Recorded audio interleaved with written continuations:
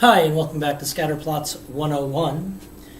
I'm Damon McMurdo. We're going to look at another example of some scatterplots, and as always, we have to start with some data. Okay, our data is spending at the mall. Then we have two different topics here that we're comparing.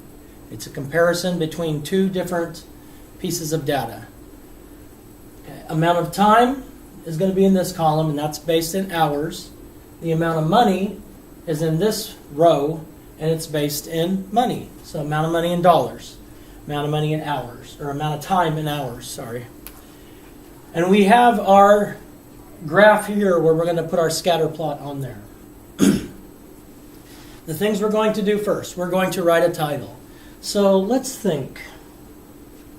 Give me a moment to think what my title should be. I think I'm going to title it Spending at the Mall.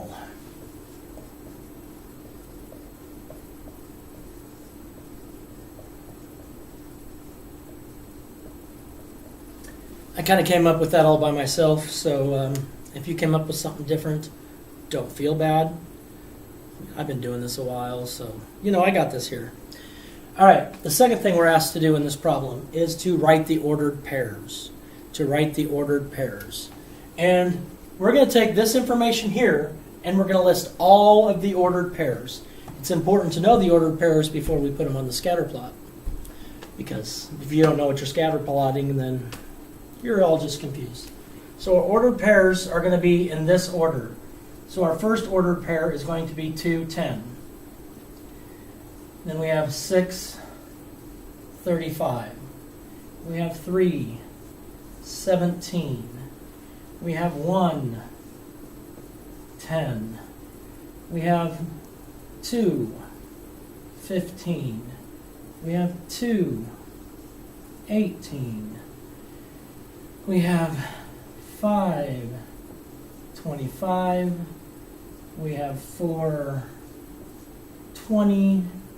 We have 1, 5. And we have 3, 15. We've already done graphing ordered pairs. We know this is how we write ordered pairs. Inside the parentheses, a comma between them. The first number is the x-axis, which is horizontal. The second number is going to be the y-axis, which is vertical.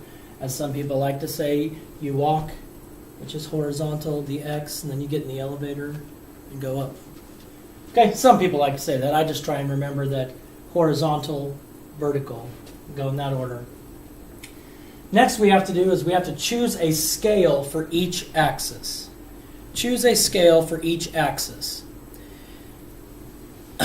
The data on the x is based here. Our first number is the data on the x.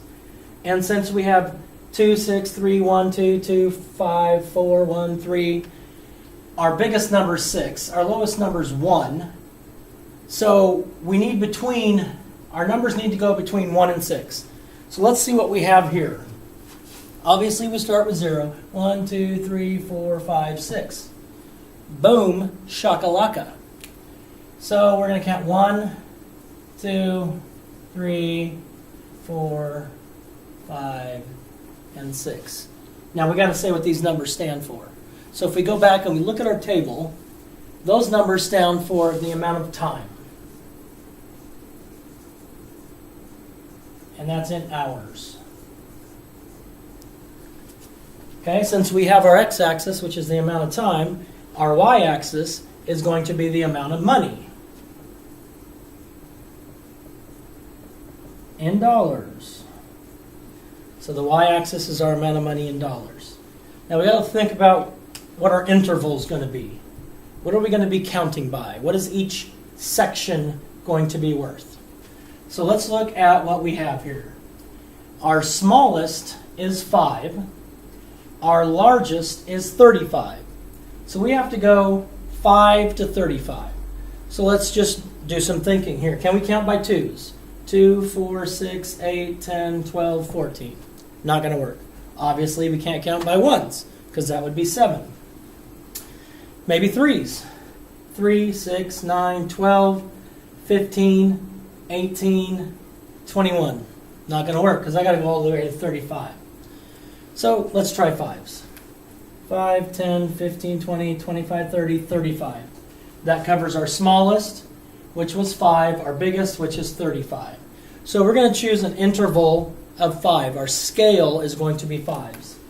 So we go 5, 10, 15, 20, 25, 30, 35. Now we just go and we graph the ordered pairs. And once we graph them, we'll talk a little bit about what we see, what information we see. So let's graph 2, 10. 2, 10 is going to be right there. 2 hours, $10. 6 hours, $35. So 6 hours, $35. 3 hours, $17. So 3 hours, it's going to be, we'll say right about there. Well, let's go up a little bit. 3 hours, $17. 1 hour, $10. 2 hours, $15. So we go back to the 2 and up to the 15. We're going to have multiple dots to represent the data because some people shopped for the same amount of time. Some people spent money, the same amount of money, but their hours may have been different. So we just graphed 2:15. Yes, now we're at 2:18. So this person shopped for 2 hours also and spent $18. 5:25. So 5:25 is going to be right here. 4:20. 4:20 is right there. 1 hour, $5. And 3 hours, $15. Okay, so we've graphed the ordered pairs. We've got them all on here. This isn't the graph where you're going to see it's a straight line. Okay, hours, miles driven. It's not going to be something like that where they correlate exactly together. But if we look at this, we have 1 hour, $5. 1 hour, $10. 2 hours, $10. 2 hours, $15. 2 hours, $18. We have 3 hours for $15. 3 hours for $17. 4 hours, $20. 5 hours, $25. And 6 hours, $30. So a couple things we can ask ourselves. Self, can you guarantee based about the amount of time they spent at the mall, can you make an accurate prediction on how much they're going to spend? You can't.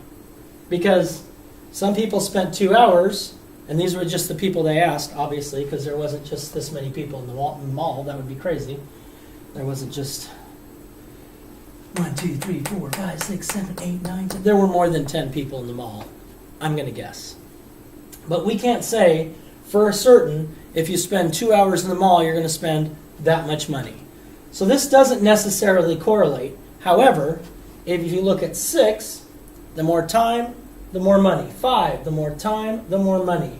And what we can see is 1 hour and $5 or $10, those are the lowest amount of time, and they're the lowest amount of dollars. People who spent 2, there was three different amounts spent. 3, there were 2 different amounts spent.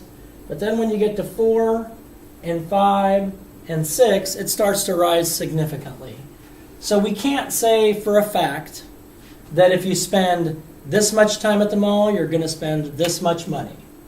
Now, obviously, we'd want more data points if we were doing this for real. If somebody at the mall hired, say, hey, if they spend this much time, how much money they're going to spend? We'd want more than 10 pieces of data so that we could graph it. We'd have dots all over it. It might give us a better idea of what the information is showing us. So that's Scatterplot Take 2. I hope you enjoyed my video. Please don't cry because I'm going to turn this off. You can always subscribe. There are millions of videos on my website. Love y'all. Peace out. God bless.